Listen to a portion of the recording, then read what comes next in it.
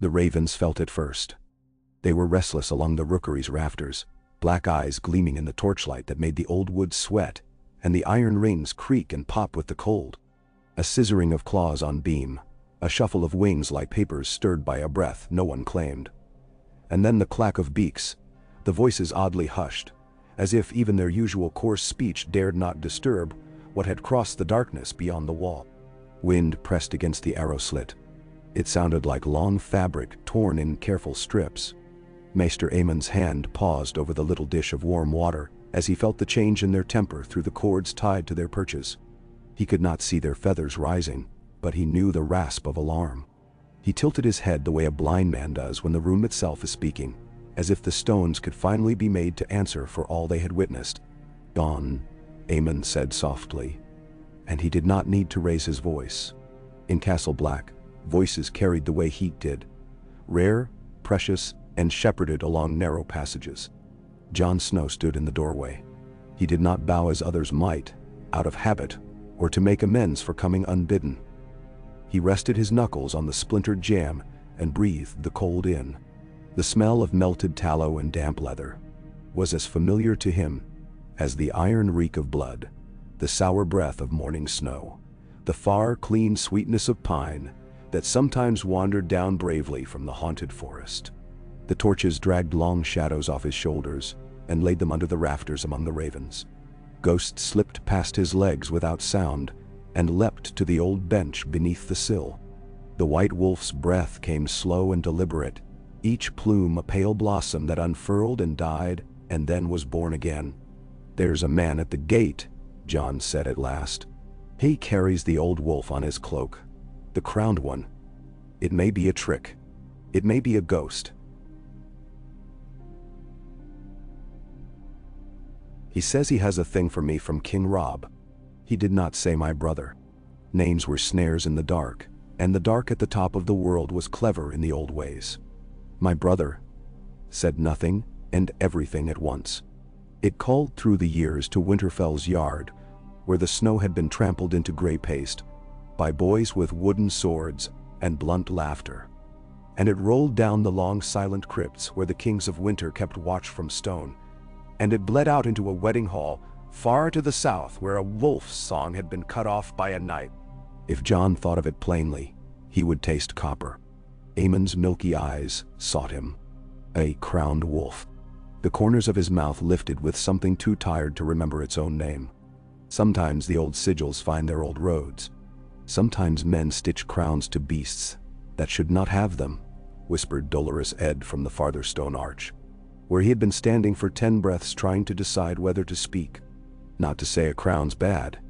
It's just heavy, and you're always misplacing it." "Bring him," Aemon said. "And bring the seal intact if there is a seal.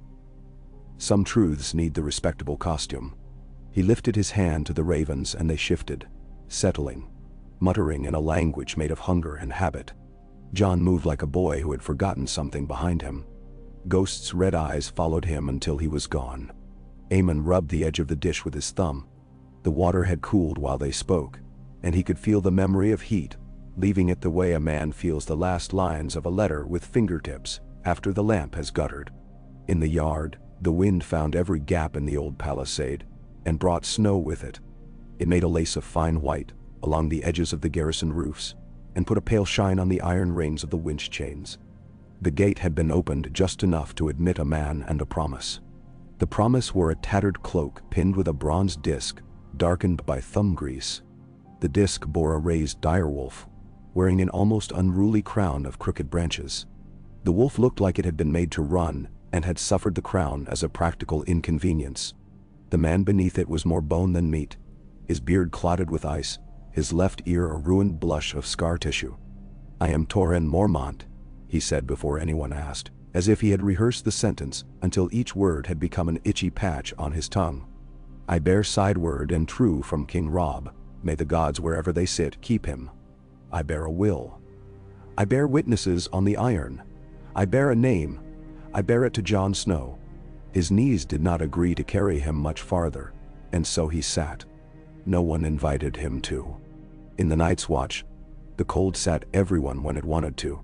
A flask came from somewhere, it always did, and he drank like a man who knew the flask belonged to another life and had asked leave of it. Samuel Tarley's breath fogged his spectacles as he bent near and fussed the way he did with anything half-broken and plainly important. Men, books, promises. Jon crouched so that Torrhen did not need to lift his eyes too far. In the light from the brazier, Jon's face looked carved from the same block of winter as the stones under him, pale and spare, his mouth too often set against something inside him. The white wolf pressed his shoulder against Jon's back, as if feeling for a seam, as if checking whether his man would split under new weight. "You bring something for me," Jon said. He had meant it to sound like a soldier being thorough. It sounded like a boy too polite for his own good. Torrhen's hands were clumsy in his furs. He brought out a roll bound with a thong and sealed with dark red wax pressed by the crowned wolf. The wax had been scored once and sealed again with care, and the second seal had a flaw at its edge, like a tiny bite. Jon took it, and it was heavier than it looked. He let his thumb rest against the old wax, and felt a detail there he had forgotten until that instant. The little nick in Robb's signet from the day-gray wind had leapt at a man wearing fray colors, and Robb had caught his snout in his bare hand. The ring had struck the dire wolf's tooth, and kept the memory. "Inside," Jon said, because the words would begin to mean something if anyone heard them in the open air. They went by short ways past the charcoals where the smith kept his tools sleeping, and the little hooks where men hung their luck charms and prayers. A few brothers watched in that careful way the watch had learned to look at the world, as if looking and not looking were parts of the same tired work. It had not been so when Jon came to this place. Men had thought the long night was a story for the hour before everyone slept. They counted the trees. They counted the wolves. They counted what meat was left, what men were left, what days were left. Counting had left impressible marks on their faces. In the maester's chamber, Aemon sat with the thin blanket over his knees, his hands folded on his cane. He could smell the old wax, and when Jon laid the roll in his hands, he lifted the seal to his cheek, as if it were a little son. The ravens had quieted. Their soft croaks were almost the sound old books make when they are opened. "Who witnessed?" Aemon asked, touching the wax again. "Great Jon Umber," said Torrhen, and pride warmed the word. "Galbart Glover, Mage Mormont, Sir Wendell Manderley, Lord Rickard Karstark's son Harrion, if he's yet alive, 2 nameless men who bled on it at the king's word in case lords' names would sour it." He looked at his fingers, and his grin was an old hurt. "And me by my mark, if the gods honor marks the way men do." Jon took the knife, heated it, and pressed the edge so that the wax split cleanly. That little bite in the seal broke and made a new sound. He did not know why he had listened for it. The parchment unrolled with a sigh. The hand was Robb's, blunt and hurried where it remembered letters, and surer where it remembered command. The words were simple, because the old laws were stone that any man could stumble over without knowing their names. Aemon's voice was thin and tender, like telling a child that winter, when it arrived, was a thing that must be greeted with both hands open. "By my word and right as king in the north and trident, and with the witness of lords great and small, I do name and style Jon Snow of Winterfell my true brother and heir to Winterfell and the north, him and his issue after him. I do declare him legitimated and raised to Stark in name and arms. I do bind the north to him when I am slain without issue of my body, or such issue be forfeit to gods and men. I do command the faith." Aemon's voice trembled, as one word rose like a candle's flame catching a bit of wick that has waited too long for fire. "Brother," he read again, softer, and then he swallowed and found his breath. "He uses the old plain form. It will stand where plain things still stand." Jon did not move. He had wanted the thing. He had never let himself name the wanting. Wanting was a gate he had taught himself to pass without moving his eyes. But the words were here, and they did not ask permission to exist. They stood, elbowing each other, and filled the room as if it were a hall in Winterfell. And the banners had been shaken out and lifted by wind you could feel upon your brow. Dolorous Ed, who would have mocked the waking of the sun if he could make it sound like a funeral, was silent. Sam made a small noise in his throat. Ghost stood and set his chin on Jon's knee the way a wolf might ask a man if he would go hunting or share what he had killed. "King Robb is dead," Torrance said into the quiet he had made the long road to reach. "But his word is not. He made me swear to bring this to you if he fell. He said, if I die, the North goes to the one I trust to keep it from men who wear other men's skins." I took the long road and the empty road. I kept to the trees. When I tried the sea road, the Freys hunted.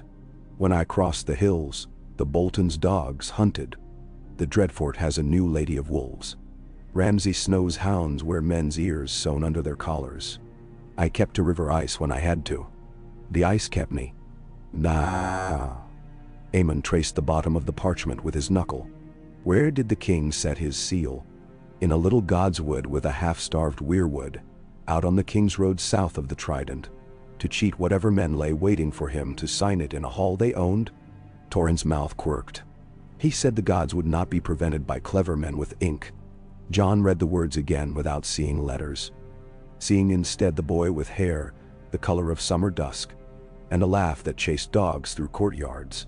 He saw Robb's hand, nicked and bandaged, that hand which had cuffed him, and pulled him up and pushed him on, and held him for a heartbeat against the hard green smell of grass. When they were small, and he had fallen from a low wall, pretending it was a battlement, he saw the wolf head crown like a trick some maester might play with metal and history. He smelt hot bread. He smelt wet hound. He smelt old stone warmed by sunlight, where cats lay stretched and utterly convinced the castle existed to make them comfortable. Ghost's breath warmed his wrist. Jon shut his eyes. "I am of the Night's Watch," he said. He felt Aemon lean toward him, not to hear but as if to put his shoulder under a load. "I am sworn." The old words are not iron nails, Jon," Aemon said gently. "They are cords. Look how cords hold. Look how they break when weighed. They ought not, but they do. They are made of men. We are made of men. Men and I. The Watch takes no part," Jon said, as if Aemon would have forgotten and needed reminding to preserve order in his own house. His throat felt raw and new. "We shall not take part," Aemon said, and the kindness in him did not excuse or promise anything. "But the world has taken part in us." He turned the parchment with careful fingers and set it down on the table, as one would set down a sword that meant more than steel. "The North has spoken in the only tongue the North fully trusts. Its own word set in ink and blood. That is not a court speech nor a septons. It is older. Damned sea. I cannot be a lord," Jon said. "I am sworn." Torrhen's breath came awry, and he smiled with half his mouth, which looked like pain, said, "Yes, I remember you well. If you cannot be a lord," he said, "perhaps you can be a hearth set where all the winds meet. Perhaps the North needs one. There are lords enough. There are not enough hearths." Sam lifted his head. "There have been times," he said, the words sounding like books rubbing together on a shelf, "when a king loosed a brother of the Watch from his vows when the realm demanded. Not many. Not recently. But I have read of a Hardyng unbound by a Targaryen king to take up a lordship that otherwise would have fallen to a child the realm could not bear. The Watch protested and also did not protest. History is a series of men doing both things at once. Men see." Aemon turned his blind face towards Sam, and a smile lit him from within for a heartbeat. "We have sent our ravens to King Stannis," he said, not to Jon but to the cold room. News traveled like sickness. A cough here, a fever there, then a fire in the lungs of a village before anyone could name precisely where the first breath had been stolen. He will stand stubbornly in the North if he desires it or is forced by pride. He may think to put a crown on the wolf you carry and declare it his own idea, the way a man like him understands piety. Aemon's mouth softened. He would like to own the old laws. He cannot. No man can. But he can make them argue with one another. Jon pictured the red beard and the cool eyes like chips cut from an iron door. He thought of Stannis' offer to make him what this parchment promised. Not by a brother's will but by a king's favor. And he thought of the way the words had burned and not warmed him because he had turned away. The Watch had needed him. It needed him now. Everything still left alive at the top of the world needed him. That was a kind of crown that did not sit on the brow but on the back of the neck with teeth. "I do not refuse the king," Jon said, and that surprised him. To hear he had moved a foot he did not remember lifting. "I do not accept. I stand. That is what the wall was built for." "Bend himself." "Standing breaks men as surely as running," Aemon said. "But sometimes it rebuilds them in shapes they would not have believed they could wear." Dolorous Ed coughed as if choking on a sensible objection. "If the young lord is a lord," he said gently, "do I have to curtsy? Some men curtsy with their mouths every day and do not know they've done it." Aemon said in a voice so mild it left no bruise.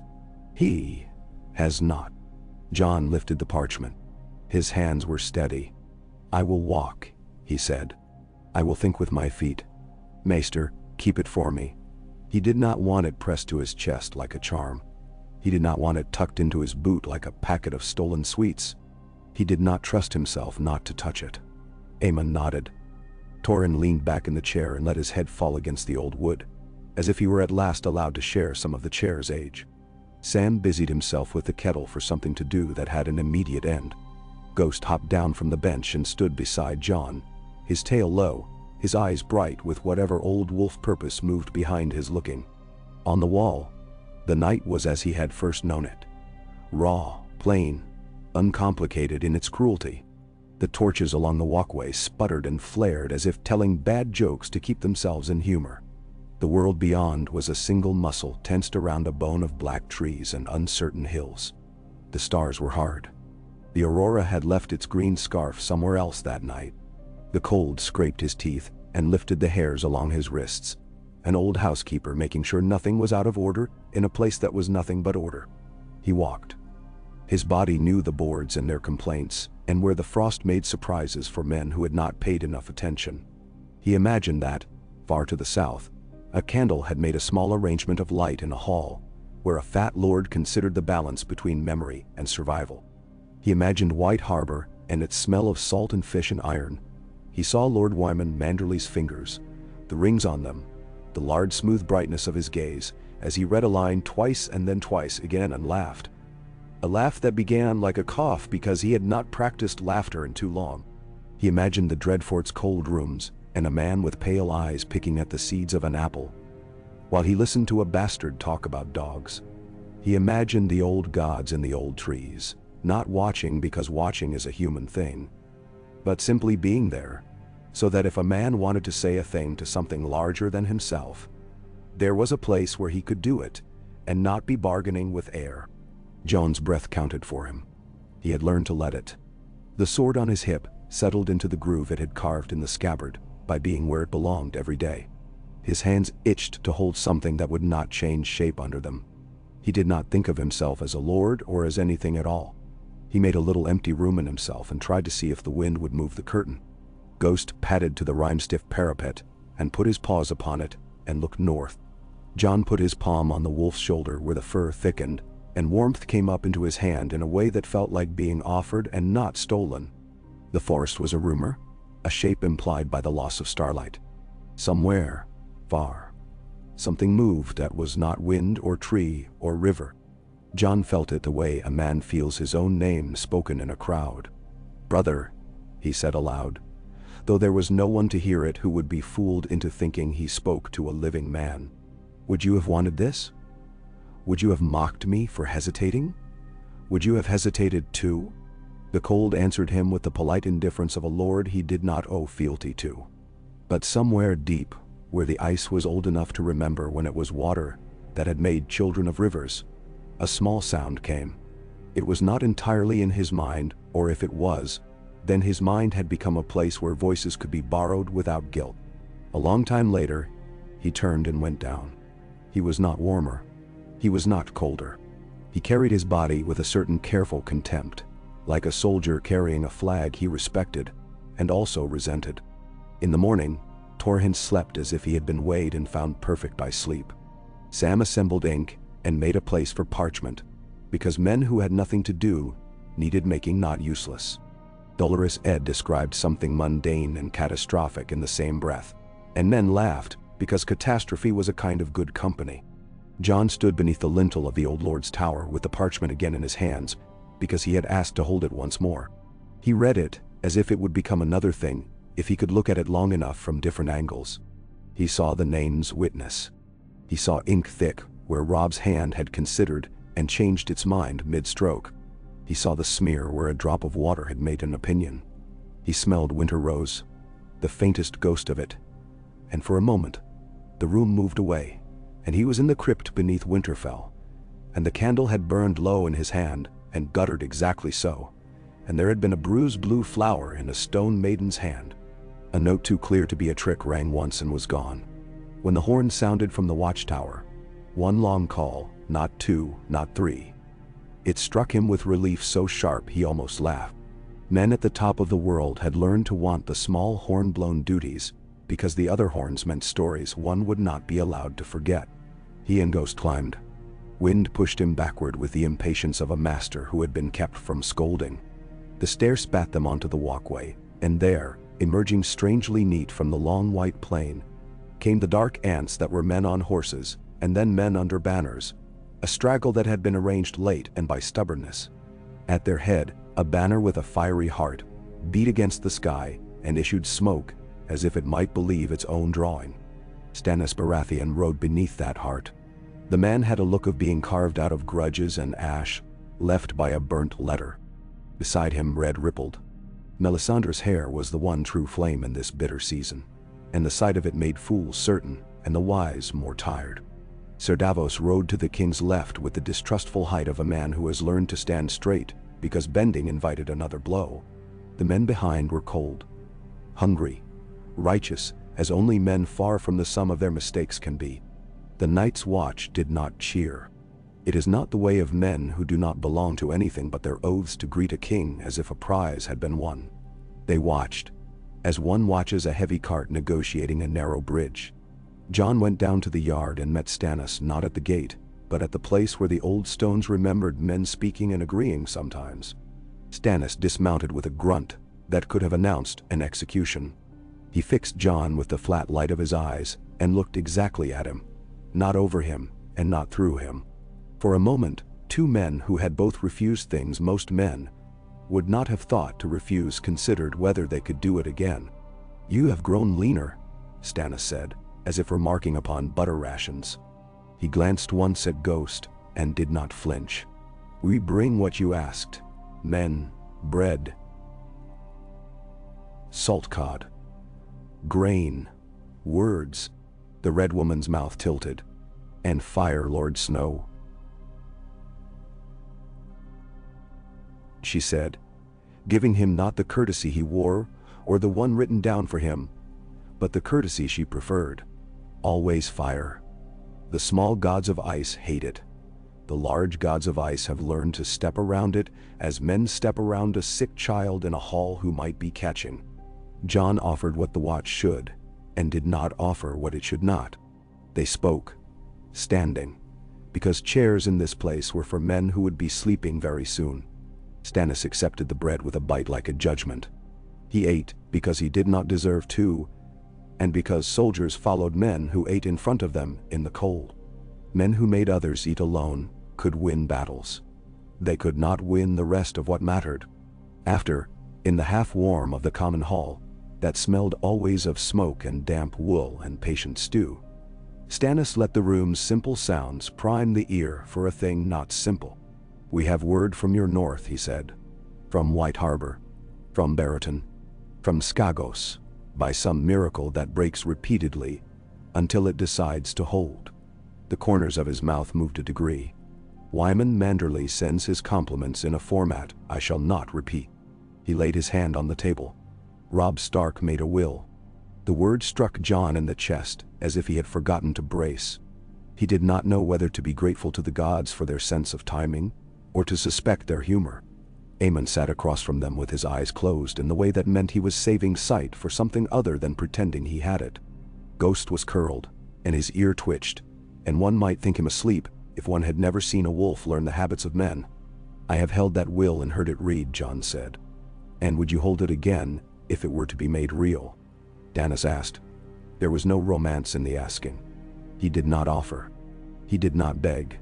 He placed the thing like a man puts a blade down to see whether another man will reach for it, and cut his own palm. "I am sworn to the Night's Watch," Jon said. He waited to hear if his voice would change shape. It did not. "The Night's Watch is sworn to the realm," Stannis said. "Not to your little customs when they fail the realm. The realm needs a Stark in Winterfell. The Boltons stink of flayed law. The Freys reek of a feast turned to shit on the floor. The North is a field of unburied men who were upright yesterday. Put a Stark at the center, and the crows will leave off their quarrel. I offered before. I offer again. Now the ghost of a king makes the matter neater. Take the name. Take the duty. Bend the knee, and keep the North for me. If you are very clever and very stubborn, you may even keep it for the North, and make me imagine you have done it for me." Then Melisandre's eyes warmed. The boy will at last accept the name the fire wrote in him before milk was given to him. You will be more than a king's puppet. You will be the instrument of the true flame. She looked at Ghost, and smiled as if at a handsome wild animal that might be tamed to pull a scarlet sledge. Stannis made a small sound in his throat that could have meant contempt for her words, or impatience with the fact that he could not quite dismiss them, because some of them blew the same direction as his own cold breath. "I will not clutter this with prophecy," he said flatly. "I clutter nothing with prophecy. Men who lean on prophecy break their backs like men who sleep under damaged rafters and pretend the night is short." Jon's hands were calm. Inside him moved slowly something that might one day be rage, but had learned by Winterfell's hearths to be something else first. He thought of Arya's hands. He thought of Sansa's laugh caught under Lady's fur. He thought of Rickon biting when he should have been laughing. He thought of Bran climbing, always climbing, as if he had been born with his feet craving stone, and of Robb's hair red as a promise and his bark of laughter as he chased a dog that had stolen a glove the color of old bone. He thought of Catelyn Stark's thin-lipped caution, her kindness to him carefully measured so that it might be read as polite economy if anyone cared to watch. He thought of Eddard Stark's silence around certain words, and of a lady carved from stone whose hands would not let go of a blue flower. "I will not bend the knee to a crown that says the North must be held for it like a granary," Jon said. And his voice was low, so that the words would not have to shout to be heard. "I will bend the knee to the living who require bread and walls, and a road that does not end in an ambush. I will bend the knee to the children who should play without counting dogs on a horizon. I will bend the knee to the dead who ask us not to make their dying an argument for men farther south than their names. But I will not bend out of habit." Stannis looked as if something had pleased him against his better will. "Good," he said. "I cannot abide men who bow when told. They are poor furniture. You will consider it. I will not press. I have learned, too late for my happiness, but in time for some other man's, that pressing a proud man is carving his refusal for him." He rose abruptly, a crack of knee in a quiet room. "See that the Red Woman has decent wood. She spends it like a lordling spends coin on a whore, and then tells you it was alms." Bell. When they had gone, Jon sat as one sits after standing too long at a beer. Aemon listened to the quiet. "You did not refuse," the old man said. "I cannot refuse a thing that uses words I need," Jon said. "Nor can I accept it with the eagerness that would make me a liar. The Watch needs me. The North may need me. I cannot be in two places at once, and I do not trust any man who pretends he can." "Man, so. Then carry both in you," Aemon said. And his smile ran for a moment like water that finds a small true bed and is delighted. "Men are larger within than their ribs believe. I lived as two men for most of my life, Aemon who might have been king, and Aemon who chose not to be. I grew hollow between them, like a reed that makes a better note than a solid stick, and learned to sing. If you can learn to be Jon of the Wall and Jon of Winterfell, you may find that one teaches the other how not to break. If you cannot, one will kill the other. That is the honest truth. Men ought to speak to boys when they give them choices." "Nemsus." Torrhen came then, limping still in his sleep. His eyes had that blowy look of men who had walked too long and too far, and now had to teach their bodies that they might sometimes sit. He held out a little thing wrapped in leather. Another token, he said softly. I did not show it last night because I wanted to be sure a table and a candle would be present. I am a crude man, but crude men can love ceremony. It keeps us from breaking the good things we carry too fast. Now. John took the package and found its knots with his thumbnail. Inside lay a bronze disc thin as a coin, but not a coin. Its edge knurled like the rim of a soldier's voice. It bore the dire wolf again, the crown again. But on the reverse a weirwood leaf had been pressed, its veins so clear he could imagine the sap in them. Around it, a sentence that made his throat tighten, even though it was simple beyond argument. The North remembers. Where did you get this? John asked, his voice gone soft without his permission. Lady Mage had 3 made, Torrhen said. She is not a lady who likes jewelry, but she understands it. One for Lord Manderley to keep where rogues would look for it and regret their decision. One for Lord Glover to nail to the door of a house that had forgotten its name. One for you if we found you to keep in a place where no thief would ever dare gaw on your person. His teeth showed in a grin that was too sad to be impolite. And yes, I bought a 4th with my own coin from the man who struck them so that my granddaughter could play with a thing the Boltons would kill me for having. She is fond of wolves. Then? John set the disc in his palm and thought how a small round thing could be a weight like a winter sky. He closed his fist around it and it warmed. He found that surprising. He had expected it to live permanently in the temperature of memory. Thank you, he said, and the words were meager, but also exact, because thanks is always a poor but necessary couplet in the song of men doing hard things for one another. Later, when the long afternoon had frayed into the kind of dusk that never quite flowers into night because the snow takes what color is available and keeps it tied at its waist, John took Ghost and went to the gate. He said a word to the men there, and they said words back of the sort grateful men say to one another when they agree not to ask a thing. He slipped through to the woods that stood so patiently near the wall, you could imagine they were its companions and teachers. Old as good phrases, ready to be repeated. The trees made the same old sounds. Snow gave underfoot, like something that had been patient, and would be patient again after you had passed. Now and then a small creature made a sound, and it would have been cruel of the heart not to bless it. Ghost ranged and returned the way breath does in a healthy chest, absent long enough to remind you it is not yours to command, returning in time to remind you it is faithful. He found a little clearing where the fall of a great pine long ago had opened a space to the white. The stump had rotted into a throne for moss, and that moss lay buried now under snow, but kept the shape of its throne. He stood with the bronze token and the parchment's memory, and felt the shape of the words inside him, as he had felt a blade in his hand the first time he had thought, "This is mine, and will be mine, even if I leave it on the stones." He did not speak to the gods because he did not know if they made bargains or listened, or simply answered by existing. He spoke to the dead because the dead were easier to love. He spoke to Eddard Stark, who had said too little about the very thing John most wanted from him. He spoke to Robb, who had said exactly enough, and then had been prevented from saying more. He spoke to the woman of stone beneath the ground in Winterfell, who would never lift her carved hand, and yet whose carved fingers had once held a flower that would not die. He spoke to a name he did not fully own, a name in a tongue of fire, an old iron that rang in him like a dropped key in a hall.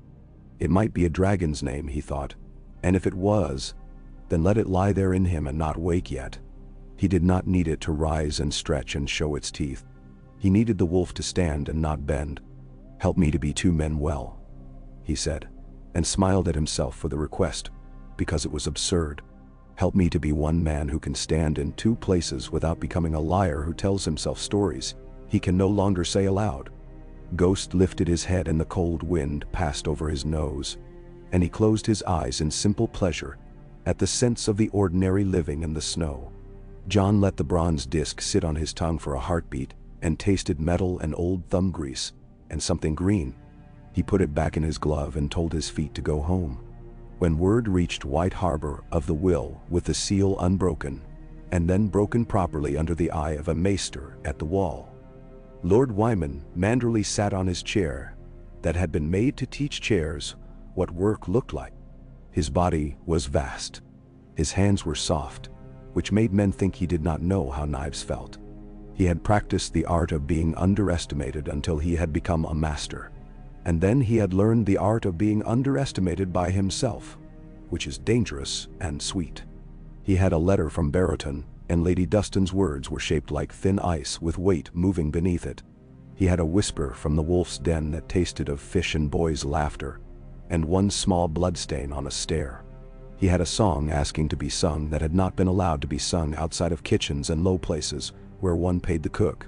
He had the will read to him by a watery-eyed maester, whose loyalty was to his books and his wife, not necessarily in that order. Wyman Manderley's eyes closed, and the laughter that began in him began awkwardly, like a man unbuttoning a coat in a room he had expected to be cold and found warm. Then it grew, and a child somewhere in his house looked up from her toy ship, and laughed too without knowing why, because laughter, like sickness and like news, travels by ways older than sense. "The North remembers," he said when he had finished laughing. "But remembering is not a thing one does only with the head. It is done with the teeth, and with the hands, and with the belly when the belly says no to one more handful of their salt, and says yes to a meat pie of our own making." He set a ringed hand on the arm of his chair and stood, and the chair made a noise as if relieved. "We will make a feast," he said mildly, and his steward, who had been taught to hear war in the word feast, nodded once as if at a familiar weapon. "And the Boltons, my lord?" the steward asked, his voice that of a man in a room of knives choosing which to touch first. "They are dogs who believe the meat on the table belongs to them because they have learned to come when called," Wyman said. "We will call them. We will say the proper words. We will count their ears. We will smile. Then we will remember. The wolf has a name. Wolves with names are difficult to buy." He sent a letter in a hand that had grown slow and honest in its age. The letter spoke as a merchant might speak to a king when the merchant has seen kings come to his counting house in winter. At the Dreadfort, snow came in horizontally across the yard like disapproval. Roose Bolton stood at a window that let in light but not air, and spoke to a man who had put on the skin of a negotiator and not shed it yet. Ramsay Snow listened with the bright eyes of a boy who had learned to make the game he liked become the game men were forced to play. A hound lay in the rushes by the fire and twitched, and Ramsay smiled with so much love that a Septon might have wept to see such affection in any man's face. The Septon would not have wept if he had watched the hound's ears. "I will," Roose said. He used the word as if it might be tricked into meaning stubbornness and not law. "We expected as much." The boy king had men near him old enough to remember what to do when a boy dies. "Their signatures will not frighten me. Their names will frighten those who like to pretend names are a bowl always full." "The bastard crow will never come down from his roost," Ramsay said, bright. "He will cling to his old words and old men and old wolves, and will not dare the Dreadfort stones. We will say we laughed when we read his pretty name on the parchment. We will send him back a glove stuffed with ashes. We will tell the world the North has no use for snow turned stark by a dead boy's dream." "Nem so." Roose turned his face a degree. It was like watching a knife change direction in the hand of a man who has grown bored with efficient work. "He is not their dead boy's dream only," Roose said. "He is their living memory. If he comes, we will speak politely and murder precisely. If he does not, we will suggest he would not, because his bastardy is a house built on sand. If he chooses either thing, we will be waiting where men do not expect themselves to be, and are therefore afraid." Ramsay smiled again, the smile of a man who has learned to anticipate only his own appetite and the portion he will reserve to hunger for later. "I will fetch the dogs," he said. "They remember snow." "Do not grow fond of your memories," Roose said. "They will burn you when you sleep." In the gift, the little villages thought of themselves as baskets with holes patched by wool and patience. A man in a long coat pulled from his father's chest told a girl with hair the color of hay the story of Robb Stark calling the banners and becoming a king. He spoke of Grey Wind running, and the girl's eyes followed a wolf too alive to be remembered properly. "A will," he said, and his mouth shaped the word as if it were a wooden thing that needed to be sanded. "It means paper that speaks when the mouth is gone. It means a promise that could not be kept is left in a cupboard for someone else to find and keep. It means that sometimes a man is still carrying something heavy after he has gone to sleep in the ground, and another man must lift it and find that it weighs what it weighs. Menderausen, will Jon Snow come south? The girl asked. She had never seen him. She had seen a boy with his profile in her mind when she listened to other girls sing a clumsy rhymed song about crows and women.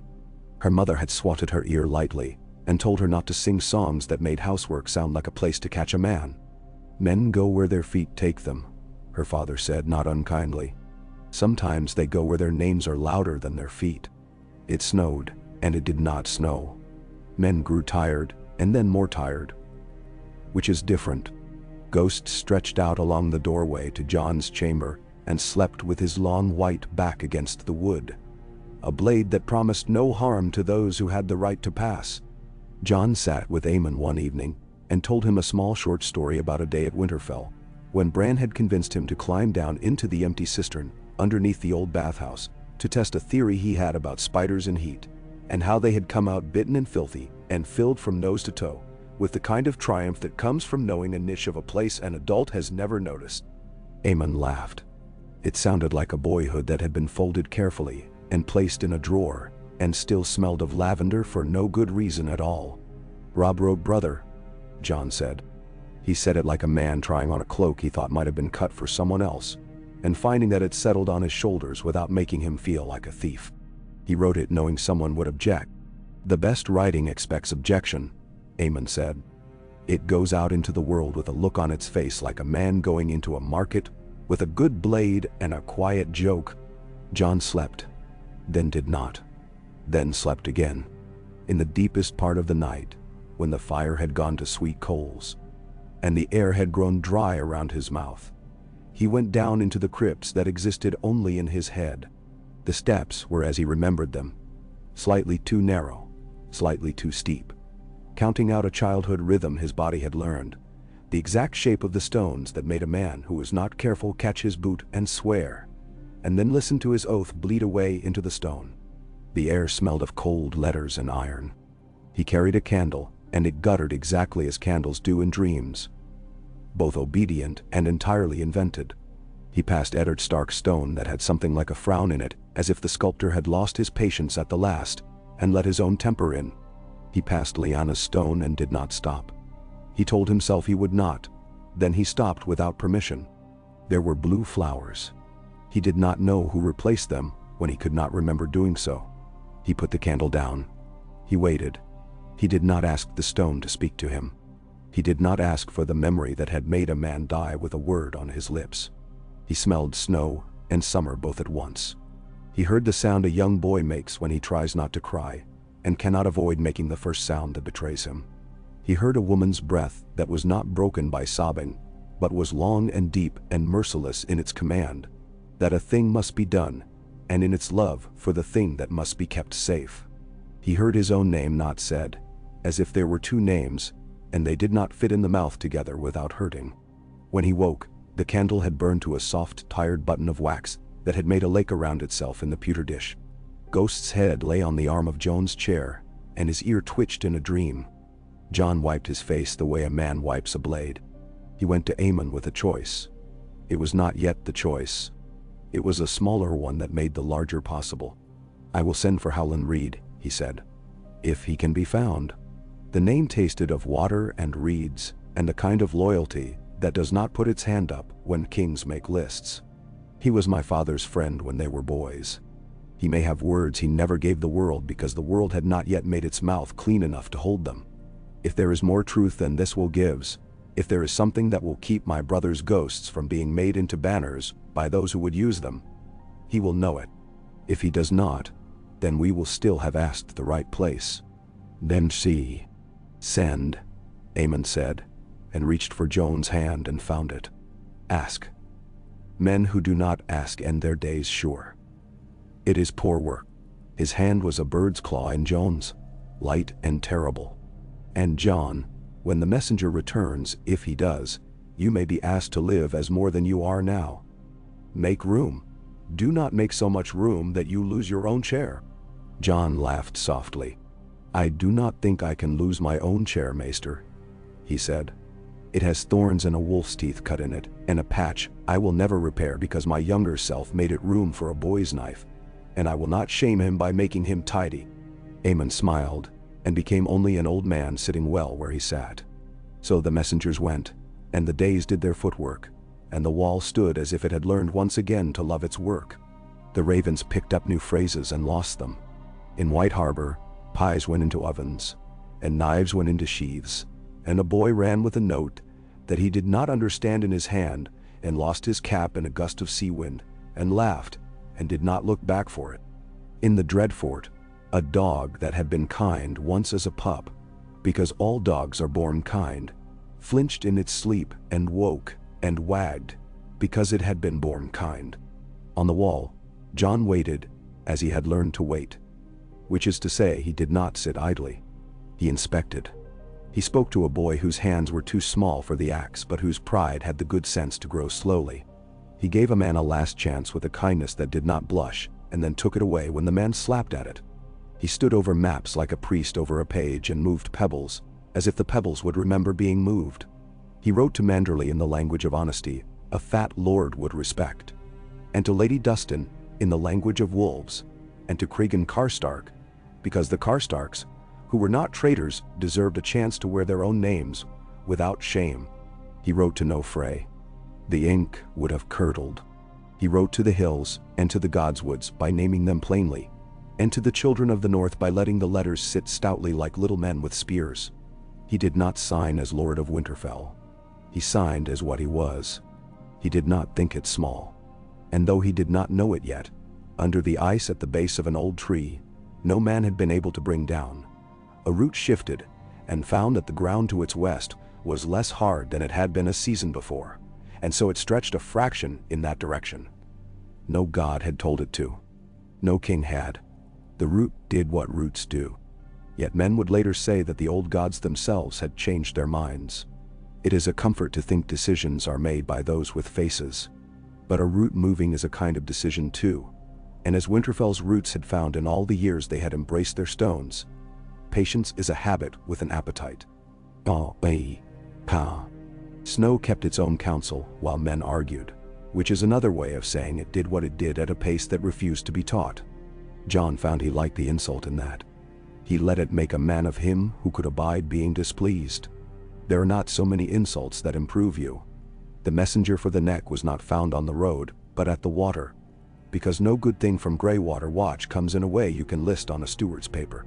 He appeared one morning at the ice-crazed pool where the Garen were watered, as if he had been sketched in by a child, and then filled with color by an indulgent god. The boy tending the buckets had a scare out of him that he would brag into a tale by supper. The man who had not been there a heartbeat before stood as if the pool had pushed him out. He was small and supple, and wore mud like a skin learned young. His spear was unremarkable, which is the best kind of spear. He looked at the boy. The boy looked at him. They arrived together at the fact that men can share a morning without one of them needing to be anyone. "Water's fine," the boy said at last, because it was the single most defensible truth he owned. "It is," said the Crannog man. He dipped 2 fingers, lifted them, put them to his tongue, and grinned. "Cold. You keep it well." He took something from his belt pouch, turned it in his palm as if asking it a question, and then put it back. He set off toward the yard with the quiet gait of things that do not need to make a noise to prove they exist. John came to him where the charcoal smell made a roof to the air, and the smith's hammer kept a steady mortal time. The man bowed in a way that suggested he had learned to do it in rooms where bowing shut doors and opened them again, and where men older than good sense watched to see if you used your eyes. "I am Reed," he said, and let that be enough until he saw where this man wanted their talk to go. "Not the Lord. A Reed still, all the same. We bend, as men have told you 10,000 times, with admiring and annoyed voices. We bend less than they wish, more than they think. I bring a word from my father and a token. He says the token will know where to sit, even if you do not tell it. Benderol." The token was a frog spearhead of black iron, etched along one side with a pattern of lines that, when you looked and then did not, made the impression of a tower's root paths through wet earth. Along the other side a leaf had been cut with a child's patience. When the light moved over it, the cut green came out from iron and returned. My father asks that you forgive him his habit of not appearing when men most want him to, the reed said mildly. He does not think of it as rudeness. He thinks of it as a man not standing where knives have been invited.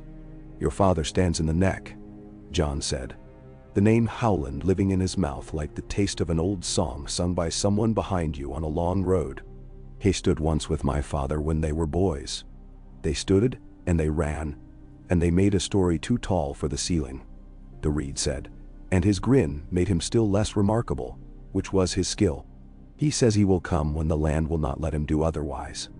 He says to tell you that he knows which tree to sit under, and when the time is meat in the kettle, he will arrive. He says to tell you that a name kept in a cold place keeps well, if it is wrapped, and he wrapped it with a man who kept better than most. The words came like reed-light step on water, and yet beneath them moved something that made men breathe as they do when a wind puts a hand to the gate. Jon let his hands remain still against his sides, and if his fingers wanted a hilt, he did not give them one. My father knows names, he said. He kept one for me all my life. He did not say it. He kept it. I have not been ungrateful. You have been exactly as grateful as a boy who wanted a piece of bread but was given the whole loaf and told he must keep it for years, the reed said kindly. You did not eat it all at once. Good. Now there are pieces left. He touched the spearhead with a very clean forefinger. My father says, do not let the Red Lady tell you what your name is. She will be right and wrong in the same breath and leave you with heat, but no shape. He says also, do not let a cold man tell you what your name is. He will give you shape and no breath. Then see. Jon laughed despite himself, and then did not. Your father thinks I am tempted by both, he said. There was no heat in it. There was a little shame. He did not keep the shame from his face. He had learned that shame, like steel, benefited from being shown to Heir. Temptation is a word for when a man is offered something he already wants, the reed said. You want a roof to fit under and a fire to keep and meat to distribute. You want to keep boys living. Men will name this wanting 100 names to make it seem like they invented it. You will continue to want it whatever they say. He turned his head and looked briefly toward the wall. Not as a man looks at a monument, not as a man looks at a scythe, but as at something like a brother whose speech you must learn by living next to him. I am to say also, your brother who is not dead is walking in a place where feet do not impress their stories upon the ground. He has gone under leaves and above leaves, and into a sort of winter that is not a season. He is not to be sent for. He will not come if you call. He is doing a thing you cannot keep him from, and that is just as well, for the keeping will be heavy enough here. Never said her. Jon's breath paused and moved again, obedient and forgiving. Bran, he said, and it did not break him to say it. It was an old miracle. Men speaking their grief and not dying from it in the same breath. Names called up like that make a small heat in the air, the reed said. That is useful. Some heat is not a god's. It is simply what lives in a human chest and does not apologize. He reached into his pouch and brought out a packet of bark, bound with a damp twist of weed. Letters do not like our weather. We keep them in things that our weather likes. This is for you. Read it where you like. If you read it in a god's wood, the trees may smell different to you after.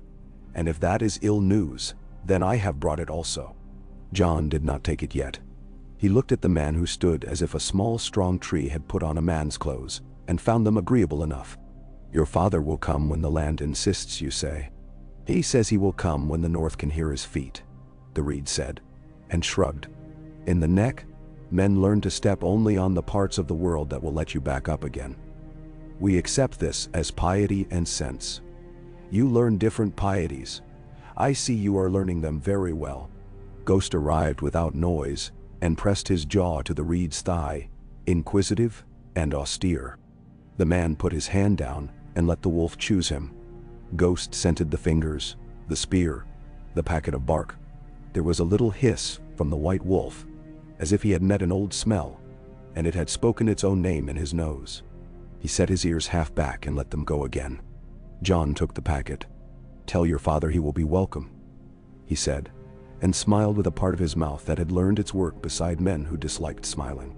"I will tell him the ice will not crack under his foot at the first step," the reed said. "That is as much as any man needs to hear." He went. Later, alone, Jon unwound the damp twist and peeled the bark open. The hand inside was fine and precise, and had the patience of a man who arranges small things where they matter. He recognized nothing of it and all of it. The letter began with a place, not a salutation. Men from the neck navigate by places the way others navigate by names. At the tower in the reeds that has been a hill and a drowned man both in its day, I made a promise with a sword sound and a woman's breath. I have kept that sound against my teeth since. I write to you now, because the North must not be split between love and law, when winter is a work, not a story. Your father kept you alive. I do not know if the rest of the world deserves that work. I know the North does. The dead do. The letter did not say Rhaegar. It did not say Lyanna. It did not say Aegon. It did not need to. Words lay down as if at a command they had waited for, and the space between them stood up and did the speaking. The boy who reads this is not a boy. He is the work he has done, and the men he has saved, and the nights he has counted. You have two names. One is the name you gave breath to by using it to sign your doings, Jon. One was given to you without asking your permission by a woman whose permission had been denied in other things, and so she took it in this, with her last breath. If it is the will of men to make the second name useful, they will call you by it when they believe the world can stand to bear it. If it is not their will, the name will stay where it has stayed. Kept. A will from Robb names you Stark. He did not do it lightly. He did it as a king does a thing that will be unpopular and necessary. If you stand where your work has put you and do not flinch at either name, the dead will lie still. You ask me to come. I will when the frogs begin to freeze too high in the water. When the neck is ready to let me cross without taking me down into it as a tithe, I will be with you. Until then, you may show this letter to those who love you and to those who need proof. The two kinds are not always separate. Burn it after it has done what it must. Howland Reed had cut 3 small leaves in the lower corner with a knife point. If you breathed upon them, the veins darkened as if a life were being woken a moment. Jon read it twice with his lips barely moving, like a prayer he had not learned by rote but by use. He thought, I could take up the second name like a sword. I could lay it down again like a sword when I had to work with bare hands. He smiled at the thought, because it was both foolish and exact. He folded the bark in upon itself again, and took it to the pinched little fire in his chamber, where coals sat with their shoulders hunched. He fed the letter, and watched it blacken from the edges inward. He thought of Lyanna's stone again, and the blue flower whose color in this light would be black, and then less than black, and then a smudge not even his memory would insist upon. In White Harbor, the same day, a woman who kept the accounts for a part of Lord Manderley's fleet pricked her thumb and left a dot of blood where the column for salt casks had been coy. She swore softly, sucked a thumb, and smiled with private malice. She had just balanced a number of casks that did not exist, and never would against another number of smaller casks that were very real indeed, and would be carted up the Wolf's Den's side stairs under pie crusts if she and the other women had their way. Men speak of steels and oaths and banners. The city breathed through the mincing knives of its cooks and the sheets of its scribes. It turned on its slow axis. The letter with the dire wolf pressed above the words had been read aloud in a room where bread had been broken as an old gesture and not as a trick. Wyman Manderley listened better when he chewed. Lord Davos, he said after, and the tall, lean man with the honest hands inclined his head with a respect that managed to be in no way humble. You came to me under another errand, something about true kings. You leave me with a truer hunger. I have used you hard, sent you where I would not send a son, to a place where the map is reluctant to be drawn for fear the ink would sink through. I ask that you do not forgive me. I ask that you keep doing what you do. Find the boy. Bring him if you can. Teach him sense if you cannot. Show him the North. If the North must choose between a letter written by a dead boy king and a boy breathing with wolf eyes, we will make it not a choice but a task. Put a Stark at the center who will not fray. If that Stark is Jon, good. If it is Rickon, good. If it is both in turn, because men can be patient longer than their enemies believe, all the better. I will keep the ovens hot. The Boltons will attend a feast, soon that they will pretend is theirs. We will let them have the lie. It will be their last easy lie. Davos' mouth did its small resigned twist. He loved men who spoke plain and hated the things they had to say. You make pies of men and men of pies, he said. I do not pretend to understand all the arts of the North, my lord, but I understand the ones that say a boy belongs in his house, and that house belongs to its people. Wyman's eyes warmed. Bring him, he said. Tell him there are marrows to scoop and words to learn, and that he must not bite me when I tell him to sit. Tell him his wolf may piss on my stairs because I am an indulgent old fool when I choose to be. Tell him the North is not a thing written with beautiful words only. It is also dirty hands and ugly knives, and men who know what is owed, and to whom. He sat back and the chair groaned its love for him. And tell the wall, tell the boy who reads the words as if they will fight him, that my house will honor Robb's will until a better wisdom is laid before us. If a true-born son living raises his hand, we will weigh, as honest men weigh loans. But we will not take a Bolton's writ over a Stark's word. Not even if the Bolton writes in blood with the skins of men for his paper. Then, the sea hit the quay wall with the sound of a beast maintaining itself in winter. Davos heard it and thought of a smaller sound. Oars feathering lightly in black water by a coast where men said things about cannibals. He had not feared hunger since he was a boy. Hunger had taught him the reliable facts of saltfish and an honest bargain. He feared now the kind of hunger that had no kinship with his own. The hunger of men who forgot that eating was to live, not to make others smaller. He went. On the wall, the red woman burned driftwood and read her letters. Men had grown used to ducking their heads awkwardly when they went past. There is a particular humility to men admitting they prefer not to let their eyes linger upon a thing that might turn and speak to them. Melisandre liked and disliked that humility. It meant she could work. It meant also that the men she wanted to work upon had already decided a little not to be who she told them they could be. In the fire she saw, as she always did, a shape made out of stubborn light that forgot where it began and ended. A rose, blue as a winter bruise and radiant, grew and died upon a wall of ice. A wolf lay in that rose, as a wolf sometimes lies under a table, unreasonably sure that he belongs there. A man who was two men held a sword that had a light men would quarrel about, and called it a name because men cannot stand to let a light simply be light. She sighed. I do not care about your flowers, she said into the flames with an intimacy that startled the boy tending the bellows. I care about your fire. You will say flower to me again and again, and I will take it, because it is what is offered, and because I am not too proud to accept. But know that when all men are naming a bloom, I will be looking for the spark at the center. Then, the boy looked at her as a boy looks at a woman who could set him alight from the inside, but chooses not to because she has more interesting work. She smiled not unkindly. Go warm the king's stew, she said. He eats suspicion better when the broth is hot. Stannis took counsel poorly, and yet always asked for more of it than pleased him. Jon liked him against his own temper. Liked the way stubbornness in another man could lessen your own. Liked the way Stannis' distrust of flattering words made all speech around him lean its belly up against the table and be weighed.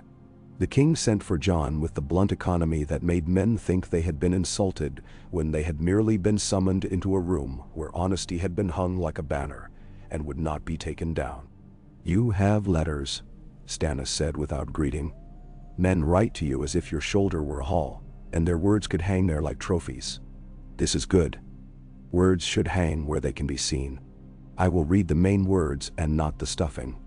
Manderley says he will honor a will and a memory and bake sense into his guests. Good. I have never liked the phrase. They smell like old water. Lady Dustin says she will do what is required by the North, and then she will do what is required by Lady Dustin. This is two statements that have lived together before. The Karstarks say they cannot feed their horses on my justice. I have no reply to that they would like. The Dreadfort says nothing. Silence is a boy with a knife who has learned to stand in a hallway very still. Nender. Jon nodded. There is also a letter I burned, he said. It told me to wait. I will wait, and not as a man who hides. I would have burned a different letter, Stannis said. But I do not pretend to teach you what wood is yours. If you choose to be a lord, you will have to choose worse. He looked at Melisandre, who had come in behind Jon like a truth men pretend they cannot see. Will your God anoint the boy? My God lights the space where he must stand, she said. If he stands there, men will call it anointing. And if he stands elsewhere, they will call it stubbornness. The God will call it a man's decision, and be content to have a man to work with, and not a statue. Stannis made one of his small expressions that suggested an ache behind the eyes. The Watch will hold its own elections, he said. I will pretend to like that because pretending is useful when it keeps men alive. He turned fully to Jon. If you will not bend your knee to me now, win your black brothers, and then come to me with a sort of votes. I dislike the word legitimate. It is a word men put on things to avoid doing butchery themselves. You have a will from a dead king, and letters from living lords, and you have a way of speaking that does not make me wish to leave the room. Put those together. See if they make a thing that can stand. Man? I do not court their favor, Jon said. Good, Stannis said. Court their need. He made a dismissive gesture that would have sent a small lord into rash speech. Jon bowed with neither finesse nor resentment, and went. In the old armory made into a hall of talk by men who needed talk to be a weapon, the Watch spoke to itself. If the walls had had ears, they would have been raw. If the rafters had been the kind with dust that becomes falling stars when a hand claps below them, they would have been clean by now.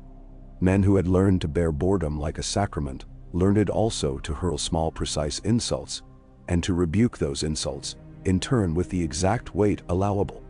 It is no small craft. Bowen Marsh's face looked more like a winter apple every month, red-flushed and disapproving about something he would try politely not to name. Othel Yarwick eyed the ceiling as if considering where it would fall first. Denys Mallister's courtesy came in on the air like the smell of bread, a mercy and a reminder that men could choose their edges. Cotter Pike was absent, which for him was a sort of presence. They spoke. They quarreled in the way the Watch quarrels, where even men who dislike one another reach for the same sack. You cannot be both, Bowen said at last. Tight. You cannot be a lord in our letters and a lord in their letters. You cannot be sworn in a way that takes more from you, and then tell us you will put on a different cloak when it suits you. The wall is made of men who have no other house. If you have a house, Lord Snow, then you have a place to go to. That is not us. Jon heard the ache in it before the accusation. The ache of a man who had given away the very notion of a doorway, and whose bones still believed in doorways. He could not be cruel to that ache. He did not want to be cruel to the man it lived in. The wall is made of men who want a house, and could not keep theirs for reasons that make for bad songs. Jon said, I will not keep my name a secret from you, because you will hear it from others, and then decide I had tried to put on a second face. I have a letter. It names me. It names me not for a joy, but for a duty. I will not leave you. If you choose me to lead, I will lead you until you tell me to stop. If you do not choose me, I will nonetheless do this work until my bones ask me to stop. When the dead walk, all our houses are one. He looked at Marsh, whose mouth had gone thin as a piece of rawhide drawn over a bucket that did not deserve such treatment. You may dislike me for having a thing you do not. That will be honest. Do not dislike me because you believe I will take the thing and go away with it. That would make me a thief. And I am tired of thieves. Denys Mallister inclined his head, old eyes politely shrewd. The truth is often more useful when it is not dressed, he said. It can go to the market in its shirt and not shame anyone. We will do the tallying in the old way and the new. We will count hands without making them write their names in the same ink. Then we will give you a chair if the numbers tell us that is our work. Ben Nower. Numbers told them. Jon took the chair that had been mended 3 times, and would yet be mended again with an axe haft cut down, and a joke cut along its grain. He set his hands upon it, and let the grain speak back. He felt, just for a breath, like a boy who had been set too high on a stool by a proud father, and told to reach the shelf he had always been denied. He reached and did not knock anything down. Men watched him.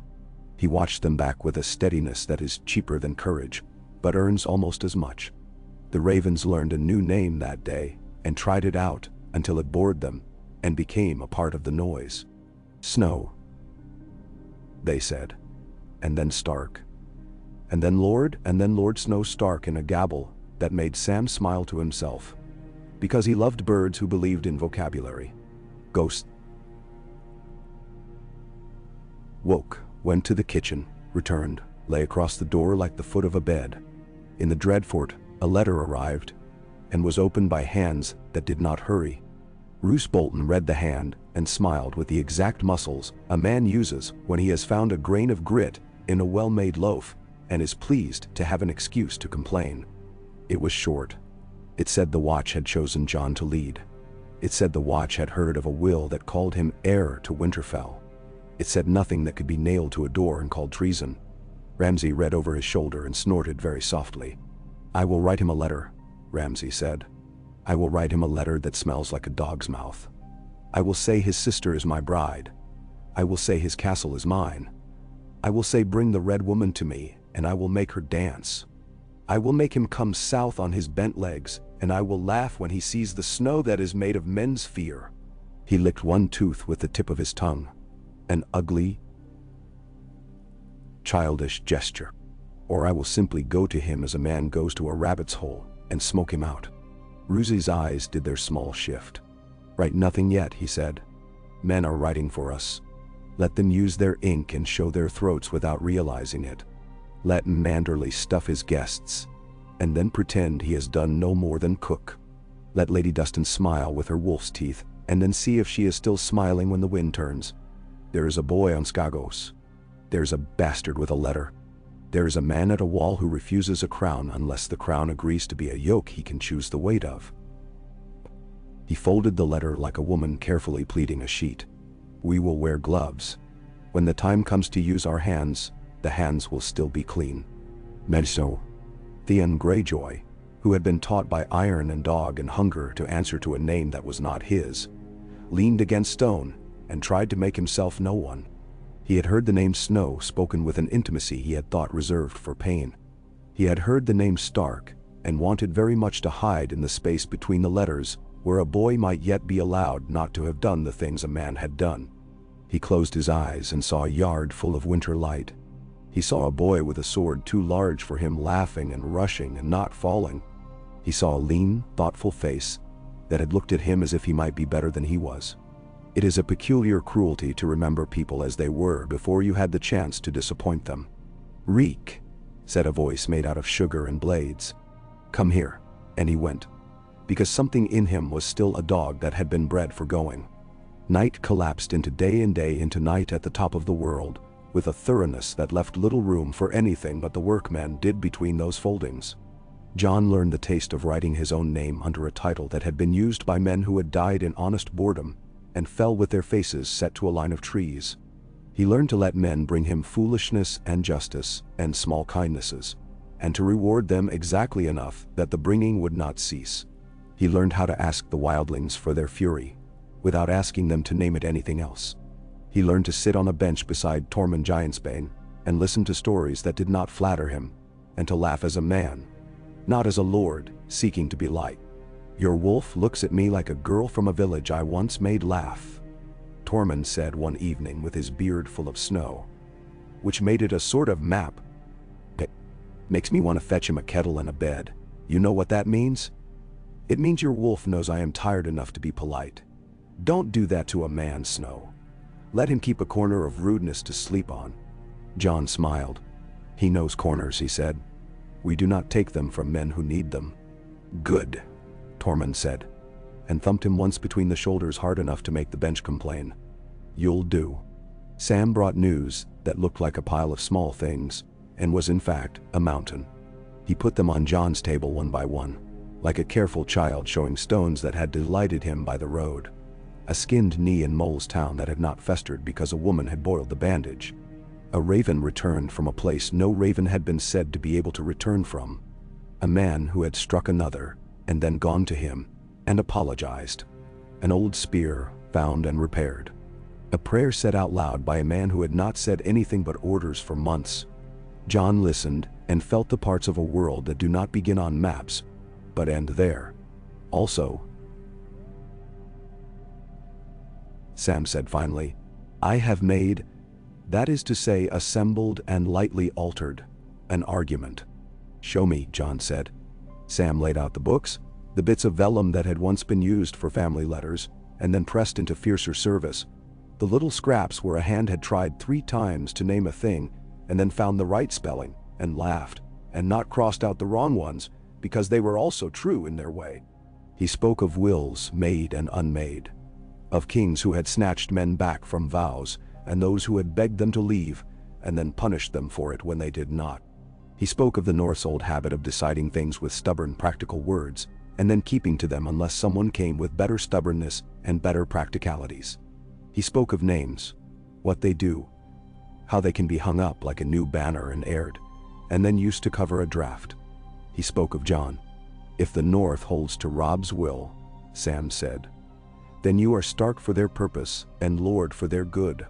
If the North chooses another Stark because they can afford to argue, you can still be the blade they use and the sheath they put it away in. I only think, forgive me. The right thing to say to them is not, I must be Lord, or I will not bet. I will hold your house for you until the child comes home or the people say you should not let go. If you say that, Lord Wyman will weep in a way he will explain as needing more pie. Lady Dustin will pretend you insulted her, and then will go to bed comforted. The Karstarks will send you horses. The Umbers will break something, and then repair it in public. The Mormonts will nod once, which as you know may be taken for more than a feast day in some places. Nenderau. John laughed and then touched Sam's shoulder. You prove it by speaking it, he said. You have a way of putting my thoughts into order that makes me ashamed they were so unruly in my head. That's what books are for, Sam said, and pushed his spectacles up with a finger that had a long ink stain he would never wash entirely away. John wrote then, and the words took less from him than he had expected because the path had been laid, and a man who walks a bog with good advice is almost a rich man. He wrote to the North. He wrote the words Sam had taught him, and others from his own tin of phrases. He told them he would hold Winterfell in his chest for them, if they needed him to, and that he would not close his fist if a true-born boy came to knock upon it. He told them he would not bow to a flayed man, nor to a dog wearing a man's grin, nor to a man who thought that a feast could drown a memory, nor to a king who believed the North could be made to pay for old iron sins with new obedience. He told them he would bend at the knee to the children born to play with wooden swords in a yard that knew their names. He told them he would stand for them at the wall while there was wall to stand upon. He signed it John. He signed it Snow. He signed it Stark. The letters looked different under each name and yet were the same. Ghost lifted his head and looked at him with the kindly insolence of a beast who knows when a man has done a thing worth approving. John rubbed the wolf's ear in the place where it made his foot kick, and Ghost endured the indignity with grave joy. The letter went. Letters multiply the way rabbits do when a hedge is kind to them. Soon men in lonely keeps and small halls had heard a thing that warmed their outer ear, and then went in and made itself a little hearth. Some cursed it as false comfort. Some put a hand upon the back of a chair and wept once because they had held back a long time, and that is not healthy. Some took out old swords and found the rust like lichen, and went to work with oil and rags, not because they expected to strike with them tomorrow, but because it is wrong to let a promise lie unpolished. At Barrow Hall, Lady Dustin read the letter and ran a thumb along a phrase, as if checking if it had been sharpened. She smiled. A man of duty, she said softly, not to the men in the room. A man of duty is a man one can rely upon to be slow when haste will ruin the stew, and swift when delay will waste the light. She broke bread and ate it, and did not taste it, and then tasted it suddenly, and laughed. Also a man of words. Snow has learned to stand by the right fires. In the rills a shepherd who owed more allegiance to weather than to any man nodded, and said to his wife, "A Stark speaks." His wife nodded, as if at a sheep come right with a lamb that had been threatened by a silly idea. "Good," she said. "Then we will have less stealing of the small things and more stealing of the big things, as is proper." In the lonelier parts of the Wolfswood, where men had learned to count with their ears, a hunter knelt and pushed his knife into a stump, and said, "I'll be damned if I die with a flayed man's banner standing over me." His boy watched him and later, alone, tried the gesture with a stick and felt taller, which is a dangerous and useful sensation in a child. Stannis frowned when Jon showed him a copy of the letter. "You have a way of writing that makes men think you are reasonable when you are in fact stubborn," he said. "I prefer that to men who write reasonably and are stubborn in their hearts, and not on their paper." He tapped the line that promised to hold until the Trueborn returned. "This is poor law and good kingdom." "It is the best we have," Jon said. "The North will not be told. It can be invited." "Invite it, and make sure you have enough spoons," Stannis said. "I will be carving my own feast with iron. I will not like it. I will not pretend to like it. I will do it anyway." He looked toward Melisandre. "Do not set him on fire," he said almost idly. "I will not," she said, and smiled as if he had made a joke in a tongue she respected him for attempting. The days slouched into a shape that men could live within.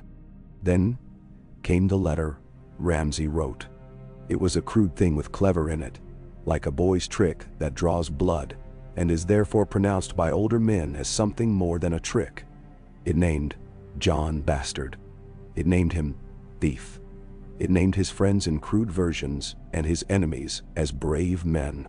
It demanded gifts like a miser making a list of other men's property. It was signed with a man's arrogance and a boy's delight in making the world cry out. Jon read it without letting his face learn its grammar. He folded it. He put it away. He took it out and read it again until the words were no longer a mouth's work, but a hand's. He read it to the council. Men bit their lips. The ravens learned to say bastard in a tone that made Sam wince, and Ed grin once despite himself, and be ashamed of grinning and grin because he was ashamed.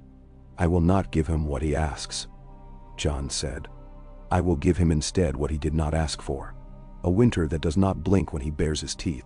He looked at the faces before him, men he loved and men he would save if asked, and men he would save without their asking. "I will go south," he said, "not as a thief of the watch, as a man named by a will and supported by my brothers in the north. I will go as a Lord Commander bringing a sword north again after it has been wetted in a man's blood who deserved it. I will go, and then I will return. This will be our bargain. I will not set the black against the black. I will not bleed us at our own gate." Now, Bowen Marsh shook his head slowly, and then quickly, like a man dodging a fly he cannot see. "You go, and you will be called Oathbreaker," he said. "You remain, and you will be called Coward." "They call me Bastard," Jon said. "I have borne that name. I can bear the others. I will do the work and let the names haggle amongst themselves." Aemon's hand found his. It was less hand now and more intention, a man's will without much meat left to do the work. "You will be hurt," he whispered, so softly a boy would not have heard it. "I am already," Jon said. "I will not waste the hurt." The plan, if it could be called a plan without making maps blush, was so plain even a god could have understood it. Jon would lead a small company of men who owed their first hunger to the Watch and their second to the North. He would ride with Tormund and men who were tired of being the word wildling in other men's mouths and preferred to be their own names. He would carry Robb's will in Aemon's keeping and Howland Reed's bark folded inside his glove. He would carry Wyman's letter tucked into a second glove, because it had crumbs of pie upon it still, and it made him laugh to think how a lord's loyalty could be sealed with grease. He would carry Melisandre's look upon his back and Stannis' reluctant blessing, like an old shield with a dent in it that kept rain off in a way you trusted because you had no choice. They left in a weather that made a man's whiskers ring with ice if he breathed too humorously. The sky was low, the color of problem pewter. The sound of hoof and boot on the road was a sermon preached to the earth and politely ignored. Ghost ranged, ghost returned. Men did the same. Tormund told a story about a woman who had eaten a bear and then married his cousin. It was not a story about appetite but about pride. And Jon heard that and nodded when it required nodding and shook his head when it required that. And Tormund judged him not worn down to a polite stone by his black cloak. They crossed the Umber lands where men had taken the wolf into themselves, not as a device upon a banner, but as a way of tying their belts and naming their drinks. A boy with a stick ran beside them for a furlong, and then peeled away, red-cheeked and very proud. They slept in a hall where the shutter had a hole that no one had repaired, because the wind that came through it was a particular wind that told the men inside what the night was doing to men outside, and they did not want to live ignorant. They ate oatcakes. They ate a rabbit. They ate a stew with pieces of meat that could have been anything honest. They talked when they needed to. They were silent when they could be. When the towers of Winterfell's broken crown rose on the horizon like teeth that had fought stone and lost, Jon's breath went strange in his throat. He had imagined this hour on a dozen sleepless nights. He had prepared himself by imagining it strategically, as if the magic would leak out if he were too generous with feeling. It did not. He felt like a boy again, and not in the good way only. He felt like a boy who had once stood in a yard full of snow and wished his name were different. That boy had been made useful by men who were not subtle, and by a father who believed in the doing, not the story. He had not been made cruel. That mattered now. They did not ride straight in as rough men would. They announced themselves in the old ways, with a horn that was plain and a standard that was not Stannis, and not the watch's either, but the old grey direwolf on white, that any honest stone in the north knew by heart. There were men on the walls already. If Winterfell is only stone, then the stone will need men set upon it like candles to make it glow. The men's faces were careful. The doors opened in a graciousness that was also a test. Ramsay Bolton came to meet them in the yard with the ears of dogs and men on him like a scent you could not wash away. He smiled the way a man does when he has practiced alone and is eager to show how his mouth can make any shape you like. His cloak was good. His boots were good. His eyes were wrong. "Lord Commander," he said, and spread his hands as if he had come into a chapel in which he had no intention of kneeling. "You bring me winter as a gift. How kind. I had been afraid it might forget us." "I bring you a will," Jon said. "And a memory. And a house asking a man who loves dogs too much to leave." He dismounted, and someone took his horse, because the north was not so undone that little courtesies had been unlearned. He walked until he stood on the stone where he had as a boy been knocked down by a brother, and laughed, because the stone is as it is, and boys bounce. He did not laugh now. "I have a bride," Ramsay said, very pleased. "I have a castle. I have banners. Do you have guests? Will you sup?" He looked at Tormund with the intimate contempt small lords keep for men who remind them that lordship is an invention. "Ah, you bring color." "I bring a man," Jon said.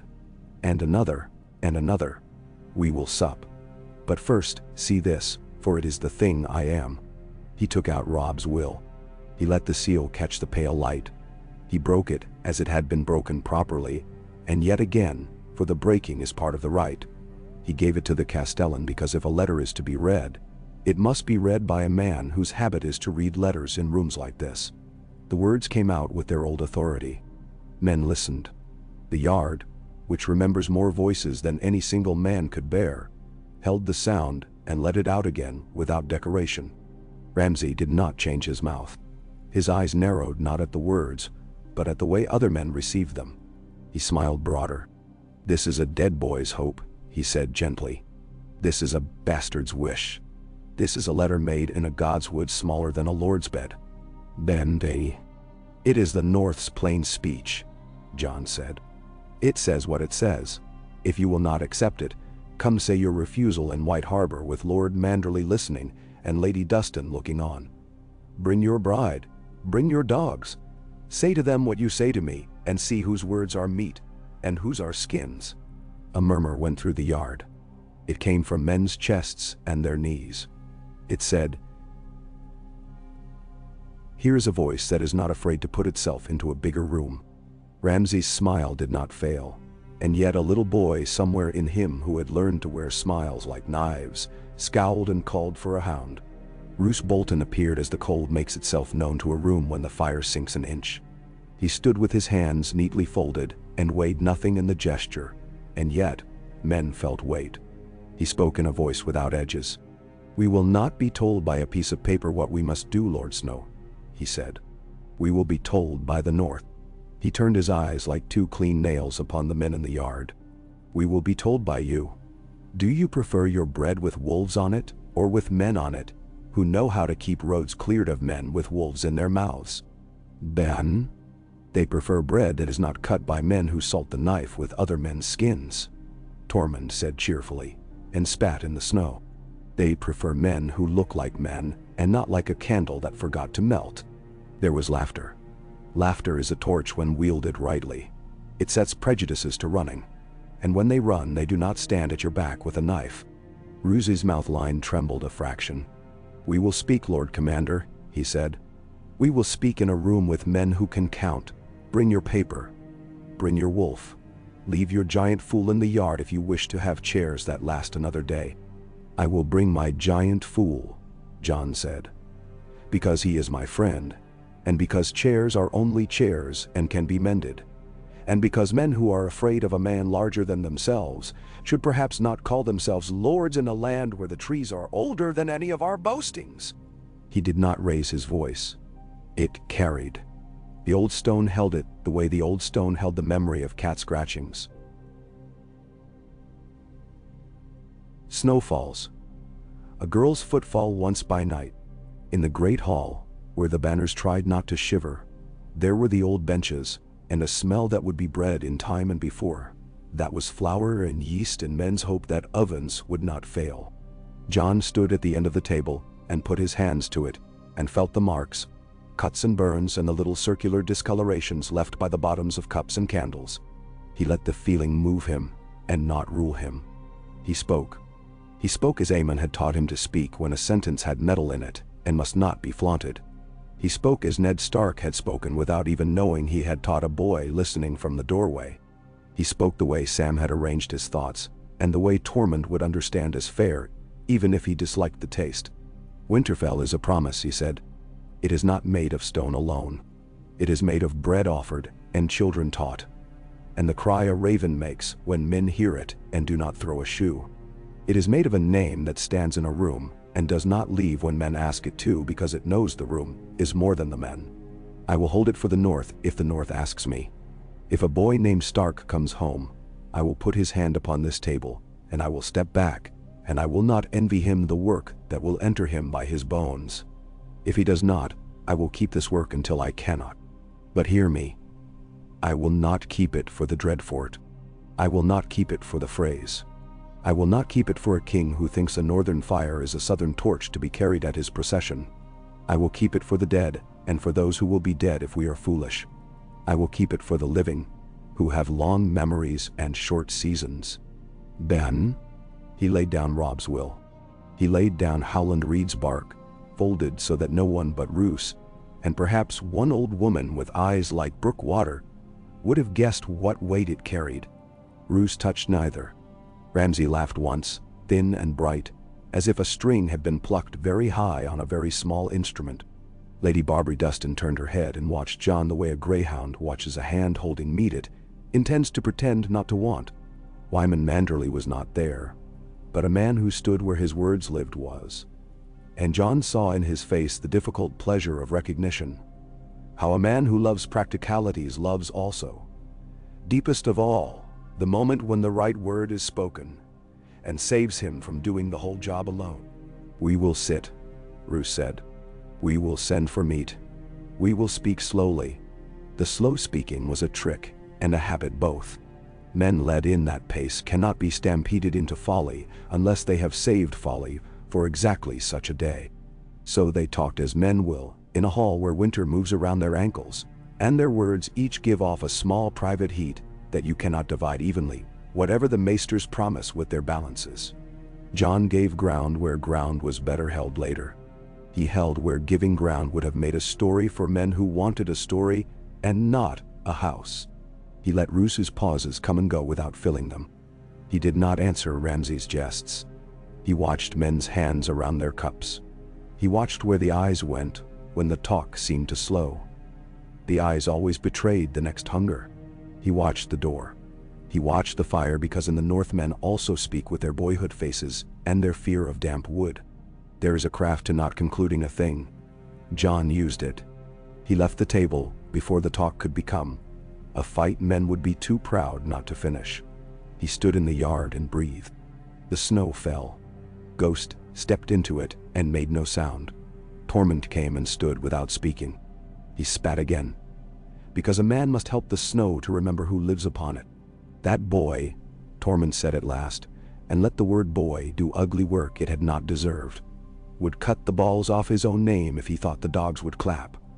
The old one is a winter with eyes. Watch the old one. The boy will watch you. The old one will watch the north and count your steps into it and out again. I know, Jon said. He closed his hand on the bronze disc mage Mormont had imagined into being, and thought of the words upon it, and the leaf cut upon the back. I will stand where I can be seen. In the night, when rooms become rooms again, and not theaters in which men show one another their invented faces, Jon stood in the god's wood of Winterfell.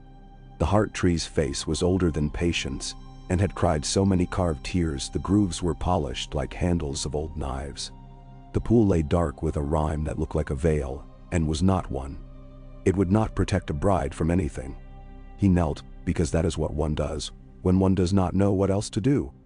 Ghost lay at his back with his chin across Jon's boots, a kindness that could make a man less proud than is healthy. I will hold it, Jon said, not as a claim and not as a bargain. I will hold it like a bowl and not spill it, if my hands have learned enough. If a boy comes, I will hold it out to him, and my hands will not betray me by tightening. Let the old and the dead judge me by that, and not by my liking. The wind moved through the leaves like a man with something to do. Somewhere to the south, a small ship ran under a sky with no patience in it whatsoever.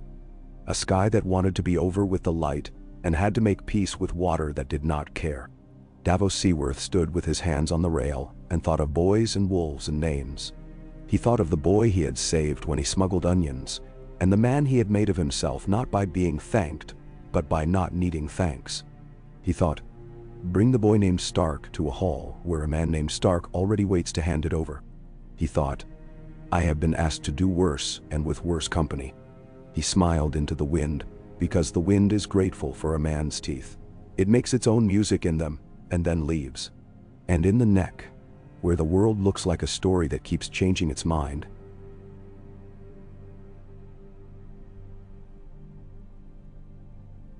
Howland Reed stood up to his knees, in a place he did not call a bog, because the word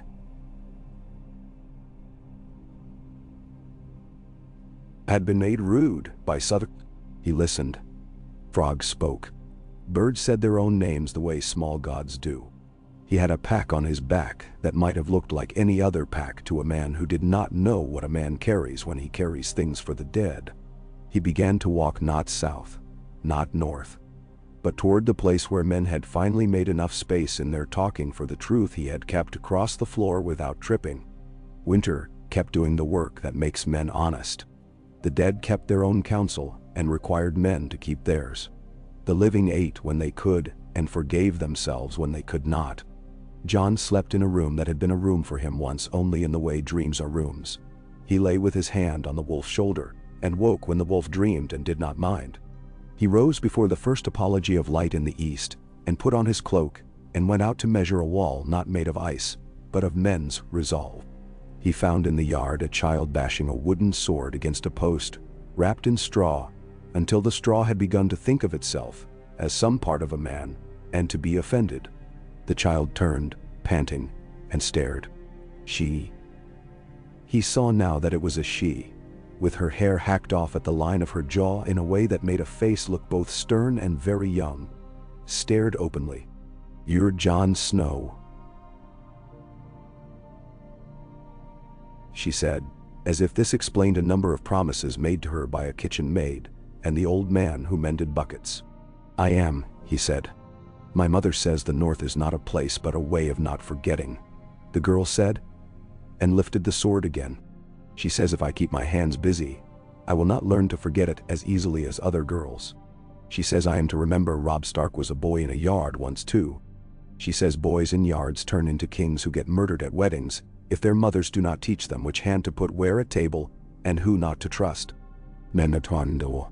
"She is right," Jon said, "because it is a debt we owe to mothers to admit they are right when they are." "And what is your name?" "Lyra," she said almost defiantly. "That is a good name," he said. "Keep it straight." He showed her how to turn the wrists a degree, how to let the shoulder bear the weight without injuring itself. He did it with the patient economy of a man who has learned there is no other way to make anything last. She watched, practiced, looked him in the eyes very hard, and then nodded once in a way he had come to recognize as this land's answer to a promised thing. He stood alone after, and the snow fell lightly as if to prove that it was capable of gentleness. When asked nicely by a man who had stood in its teeth, he thought of the road behind. He thought of the road that would open when Howland Reed's feet at last found the first bit of northern ground they could stand upon without paying too much flesh.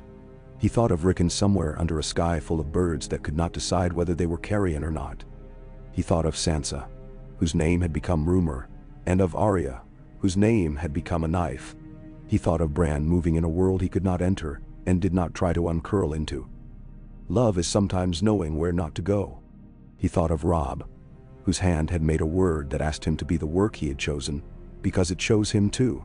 He went into the day as a man goes into a cold river, all at once and with a breath not held but taken. The North watched. The old stones of Winterfell, which have watched many men be brave, and many be cruel, and many be both in one afternoon, took his weight without complaint. In a little while there would be more talk and less bread, and then more bread and less talk. In a little while there would be letters, and frogs freezing too high in the water, and a lord with a stomach that hit a spine iron as any pike. In a little while there would be a boy with a wolf on a quay looking up at a man with fingers missing, and thinking those fingers were less absence than promise. For now, there was the yard, and the tree, and the room that was his, and had been someone else and would be again. For now, there was a will folded away, and a token warmed by his palm, and a wolf who lay with a sigh and a man who let that sigh be the last word. For now, there was the North remembering, not as a tale told to make a child sleep, but as a task, heavy and necessary, passed from hand to hand until it became a thing no single man could drop.